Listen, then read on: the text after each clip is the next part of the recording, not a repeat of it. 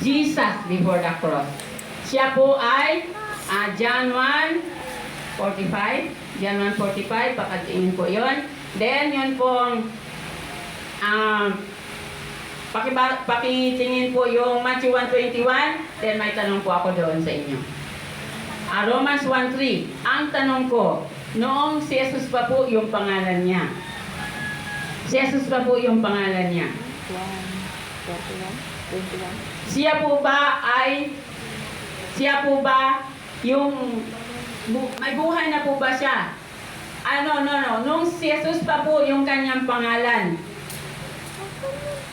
ano po yung dapat nating malaman nung Jesus po? Ano po yung dapat nating malaman? Kasi yung inaral natin nakaraan tungkol sa kautusan at sa pananampalataya. Di ba po Atining?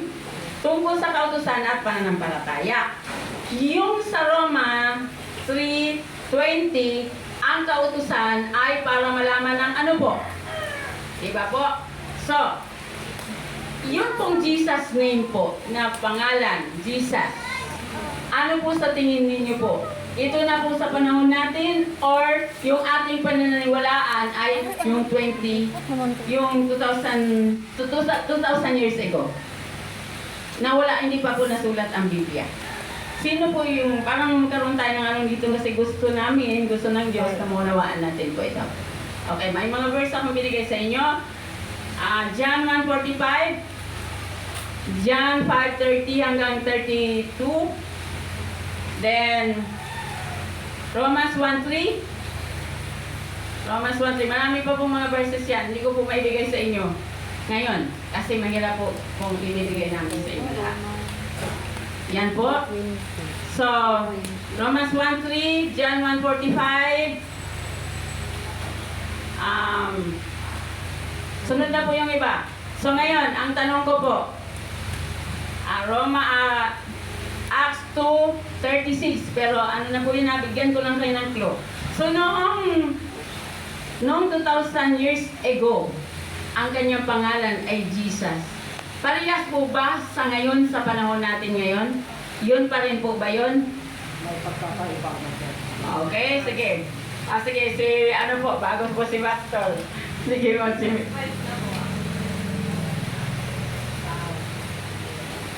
Okay, tawag po sa kanya. Sabi ni Ma'am Laarni ay Jesus Christ. Okay. Yung magpapatunay po ng verse mamaya kung sino po. Kasi konti lang ito, hindi ko po kayo bibigyan ng maraming verses para hindi po kayo malilito. Okay. Thank you, Ma'am Lani. Si Pastor. Dahil po si Jesus Christ ngayon ay naluklok na siya. So, ibig sabihin nun, naging eternal body at yung mga promise niya po ay ating kung nararanasan yung mga patotoo ni Jesus Christ noong siya po still in Jesus pa. Okay, So, may kaganapan. Okay, wait lang po ha. Okay, tama po lahat ng sinasabi natin. Wala po sinasabing mali kayo. Pero, kailangan po ipatunayan po natin mula sa kasulatan.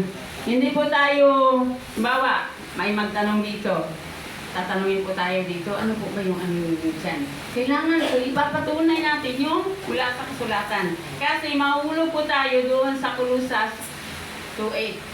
Kung hindi po natin mahulog po tayo sa Galatia 1:7 hanggang 9.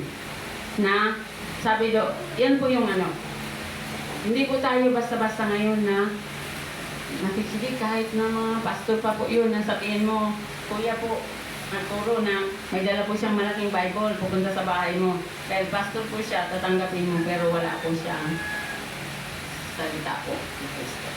Dahil, ang sabi doon, sino po yung sinungaling? Hindi ba yung nagsasabing si Jesus ang hindi Kristo? Sino sinungaling? Hindi lang po sila sinungaling, anti-Kristo po yun. So ngayon, ano po yung sinabi doon sa verse? Si Jesus po, yung po sa mga pakibasa, salita mayroon ka palang laptop, okay, mo dito sa dito para makita nila. So doon sa John 1:45, pakibasa kung sino nakakita, babang hinanda niya para nagmamadali kasi tayo para yung oras natin na hindi masayang. Okay?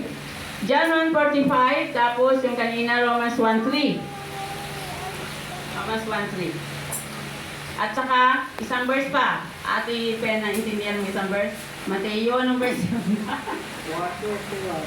Okay, Matthew 1:21. Ngayon, pakibasa po kung alin doon ang nakita na ninyo sa tatlong verse.